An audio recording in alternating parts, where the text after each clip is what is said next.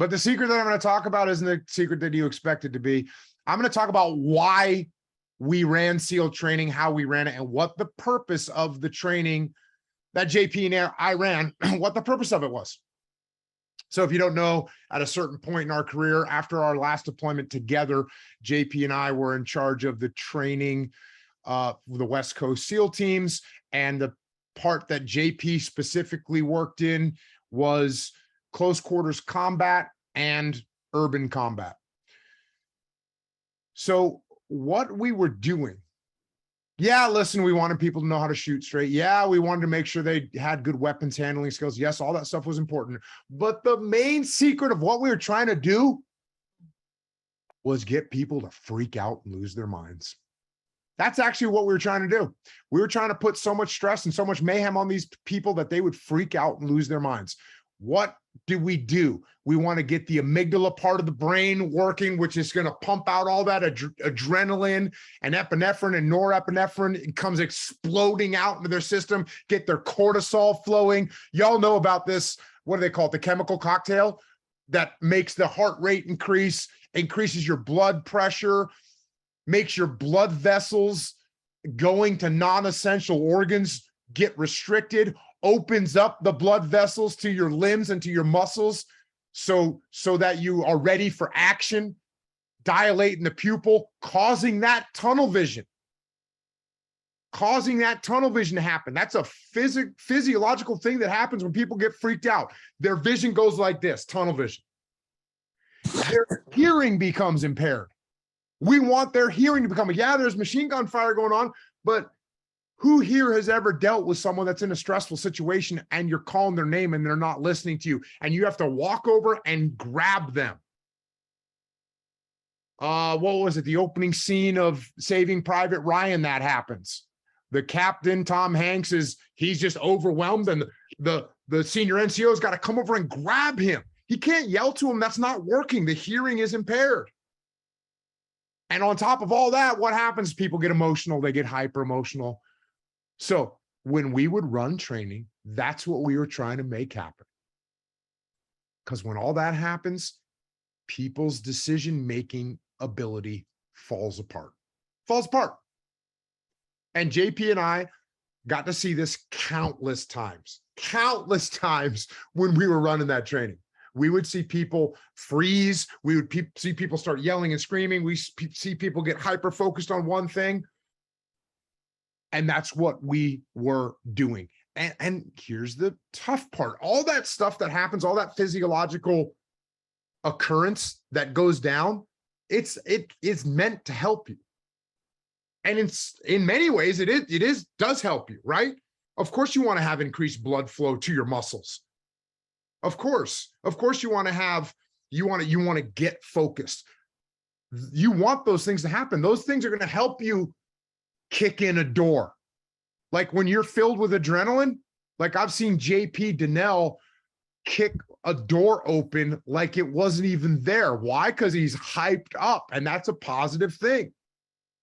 Seeing someone or if you have to pick up a down man and carry him, and you got that adrenaline flowing, it's going to help you 100%. So anytime that you're going to need some gross motor skills to make something happen, then you're going to benefit from this chemical cocktail that's going to get dumped in your system. So we like that. But when it comes to thinking and it comes to problem solving in complex scenarios, if you aren't careful, then these physiological events that happen are not going to help you. And in fact, what they're going to do is they're going to hurt you. And for the most part, in our modern world, especially in the military, in law enforcement, in first responder scenarios, what you're going to be faced with aren't going to be simple scenarios. They're going to be complex scenarios. That's what's going to happen. There's very limited times where all you need to do is some kind of a gross motor skill to save the day. That's normally not going to happen. You might need to do a gross motor skill in addition to some high level thought and complex problem solving, but it's very rare that all you need to do is that gross motor skill. JP Dinnell kicks in a door. Great. His gross motor skills were just used. But what's he got to do once he's through that door? All of a sudden, he's in a complex problem-solving scenario where he's got to get all that emotion and adrenaline back in check and make something happen, make a good decision, lead. So that's what we have to learn how to do. We have to be able to control or override our physiological reactions and actually think about what is going on. And the word that we use to describe this at Echelon Front is the word detach. Detach from the chaos, detach from the mayhem, detach from your own emotions, and use logic and situational awareness to solve problems. That's what we're going to do. And that's what we have to do. And that's what the secret purpose of our training was, to teach SEALs how to do this. So here's what we would get them to do. Here's our ultimate goal. When there was chaos, when there was mayhem going on, we would teach them to detach. And the way we would do that is, number one, teaching them to take a step back, which is counterintuitive in many situations. You know me, I'm a jiu-jitsu guy. JP is a jiu-jitsu guy. We have an instinct to close the distance. That's our instinct, is to want to close the distance. Even when there's something happening, you know, you get gunfire in a room, our instinct is to close the distance, to go find out what's happening. So to try and program yourself that the first thing you're going to do is actually take a step back, it's counterintuitive. But when we do that, you're going to make some space, which is good. In most cases, make some space, which is good. It's going to buy you some time, because we want to have time to assess what's actually going on. And I'll take this one step further. A lot of times when there's mayhem happening, you should, obviously, it seems obvious, find cover. So when you're not sure what's going on, immediately find cover. And I'm going to get to this at the end, but that means you should be looking for cover all the time. That means that should be your natural mode of thinking. When you're walking down a street, you should be looking for cover. When I'm out on a date with my wife and we're going from, you know, the car to the restaurant, as I'm going, I'm looking for cover. I'm looking for cover. And you should be thinking about that all the time. So if something happens, I'm going to take a step back and I'm going to move to cover. Again, this is counterintuitive. Most of us want to move out and expose ourselves and go towards the action. We're not doing that. Step number one, step back. Step number two, look around. You're going to look around. This is, and when I say that, I mean literally form the habit of turning your head to observe what's happening. They trained us really well to do this in the SEAL teams. They trained us really well that you would actually do motions where when you would turn, instead of me getting up to follow JP that way, okay, JP's going that way, I'm going to follow him. They trained us to go, oh, you know what? I'm actually going to check my flank first. Then I'm going to turn all the way around and check my rear. And then I'm going to follow JP. They had us physically move our heads to check our flanks and physically move our heads to check our six. So when you get a stressful situation, you take a step back and then you physically look around, move your head, change your elevation, maybe take a knee to change your perspective. The little trick that you learn when you're a new guy in the SEAL teams. If I'm walking behind JP out in the field, he's my point man, and he's trying to give me a hand signal. I can't see what his hand signal is because there's a bunch of trees or whatever. If I take a knee, I can actually silhouette him. And now I can look up, I can see what he's doing. So sometimes you find some cover, you take a knee, get a different perspective. And what you're doing when you take a step back and you look around is you're broadening your field of view. And when you broaden your field of view, you calm down. And this is another I just learned this. I learned this fact a few months ago when I had Andrew Huberman on my podcast. I had been listening to him, and when you broaden your field of view, it calms you down. Now, I knew this instinctively. I've been doing this for my career in the SEAL teams. When something's going on, take a step back, look around, calms you down.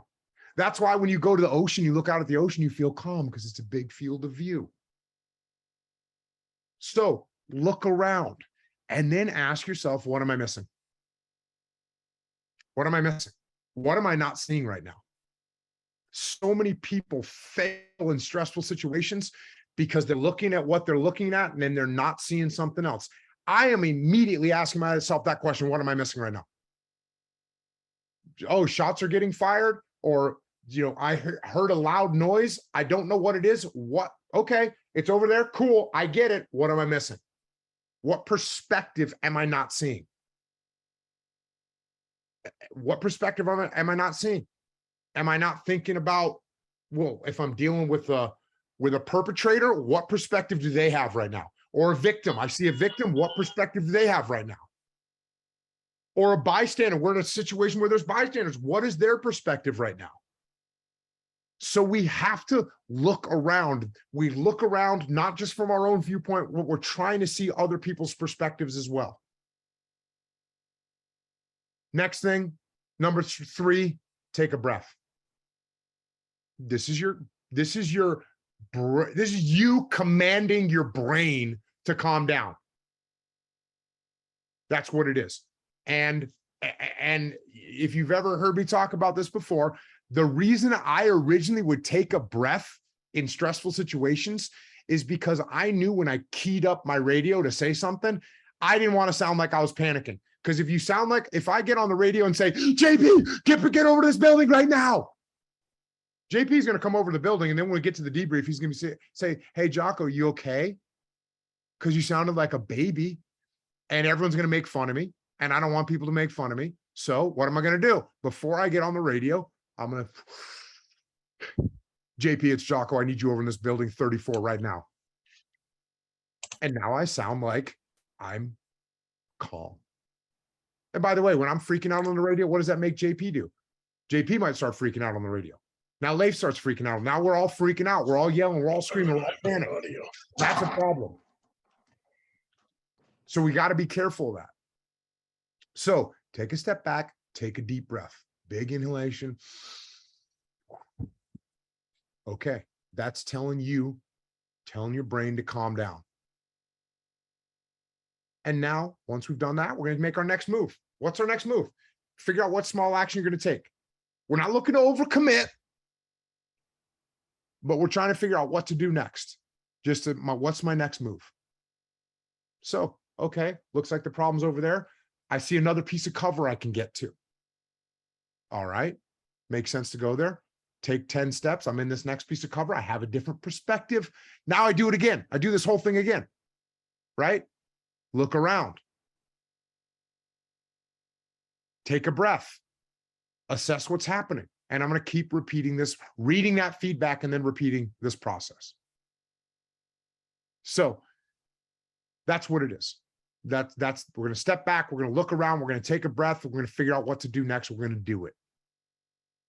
And then we're going to repeat that. And if you could, and by the way, if this sounds like this, like, wait a second, what if there's something critical going on? If you think this is going to take 28 seconds to do, no, this can take 3 seconds. This can take 1 second to do. But you've got to detach. And this is how you detach. And if you do this, if you follow this protocol, your outcomes are going to be better. Now, listen, does every engagement that you might be in allow for this? No, of course not. Of course not. There are going to be scenarios that you don't have the time to apply this. But I'll tell you what, that is most likely to occur if you're not walking around running this loop, if you're not walking around being situationally aware, if you're not walking around looking for cover and being detached. If you're walking around like this, and listen, this is not a state of paranoia. This isn't on the spectrum. This isn't you're walking around in the red. It's not in the red at all. In fact, I find it spiritually soothing to walk around and look for cover and walk around and figure out a plan. I find that comforting. This isn't paranoid. This isn't me being on the red all the time. This is me being actually relaxed. Oh, cool. I see the exit. All right, cool. I see some cover over there. There's nothing. I'm not talking about being paranoid. I'm not talking about walking around being in the red. But if you're running this, you won't end up in a situation where you can't use this. When you're not running this, when you're not looking around, when you're not trying to see other perspectives, that's when you get ambushed. That's when you get sucker punched. That's when you get caught off guard. But if you are doing this, then chances are you're not going to get ambushed and you're not going to get sucker punched and you're not going to get caught back on your heels. But if you do this, if you let this be your immediate action drill when something happens, it's going to make you much more effective in these stressful scenarios. And the training that JP and I ran for SEALs, this was the educational process for people, was to put them in these situations, allow them to make mistakes, let them see how bad it was, and then put them in a similar scenario when giving them some kind of guidance about what to do. And this is what we try to get the SEALs to apply. And this went from clearing buildings to clearing rooms to clearing city blocks to prisoner handling. And it's for every level. Every level. This isn't just for leaders. No, like I said, when JP Dinnell runs across the street, kicks in a door, as soon as he's done with that, he's going through this thought process. All right, what's in this room? How can I handle this scenario? Take a breath. What do I need? And this is for every level, from the senior battlefield commanders to the front line. And we would throw the most confusing, chaotic, and sometimes totally crazy scenarios at the SEALs. And if they got wrapped up in that mayhem, they would fall apart. But the good leaders and the good operators would detach. They'd think through the problem. They'd prioritize and execute, and they would rapidly and correctly move in the right direction to get the scenario under control. And if they didn't move in the correct direction, they would rapidly figure out it was the wrong direction, and they would make a correction by using this same process. So learn these steps, practice them, and learn to get control of your physiology, get control of your emotions, and lead. JP, what did I miss? What else? Nothing. That was awesome. I've got about a page of notes, even though this is what I used to train with you and teach. I love it. I was just going to share a quick story. Just, I know you know this, you've heard this before. It's kind of comical.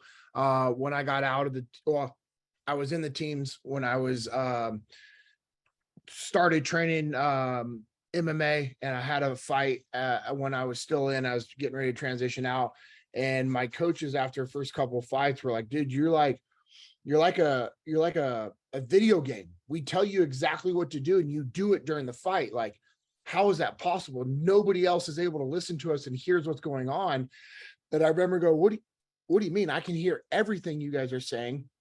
I could hear my dad out in the crowd. I could hear my wife out in the crowd. I could hear Danny out in the crowd. I could identify all the different people literally in the middle of a fight because of this type of training." I didn't realize it right away. And I was sitting and talking with them, and I told them, like, "Oh, I've been in so much high stress training that's allowed me to detach, that if you put yourself in those situations enough, you can subconsciously detach, and your ears don't, when you get in a stressful situation, your ears start to pinch. It's a self-defense survival type of thing that your body does. But if you've done it enough times, you can actually override that." And in those situations, it just didn't happen. And it was really cool to be able to talk with my coaches and different fighters about that. And so we would do different drills with them. And it's the same thing that I would teach in shooting. Same thing like you're just talking about, like, hey, you have to actually gain situational awareness. I promise you, just the fact of you pulling out your weapon, your heart rate's going to shoot through the roof if you haven't trained to pull it out in a stressful situation. And if you have to shoot your weapon, you're going to get tunnel vision. You're going to, get blurred vision. Maybe your ears are going to like just completely pinch off. You're not going to hear anything around you. I've worked with cops that shot their whole magazine and didn't realize that they had shot that many rounds and their gun was empty because they weren't able to detach. So just just sharing a story to reiterate what you're saying. It's just crazy. What we think is normal and the baseline is just not. And I think that's what's cool about us being able to do these sessions. And yesterday we had a roll call. Jamie Young from St. Charles Fire up in Missouri helped host this training. It was a phenomenal event. Him and his guys were amazing. And this is one of the things we were talking about was training, like how you have to have hard training with your team to the point where it forces them to learn to detach in all these different types of situations. So